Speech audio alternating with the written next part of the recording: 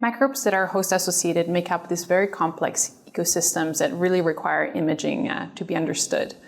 And through this protocol, we're going to show you how to go through the staining process and achieve visualization of the host microbe interface. Understanding the biology of host-associated bacteria requires an understanding of their localization within microenvironments, and this technique will enable us to visualize individual taxa within host environments as well as within the context of other bacteria. Through this technique, it's going to be possible to determine which bacteria may have penetrated through the host tissue, as well as to determine whether key features such as the host mucus may be depleted.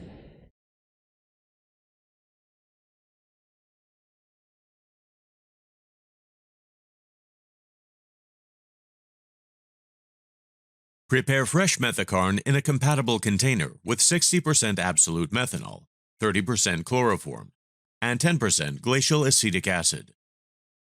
Using sharp and clean tools, cut intestinal segments from mice for imaging. Minimize disturbing the sample as much as possible and handle the sections by their edges to avoid affecting the imaging area.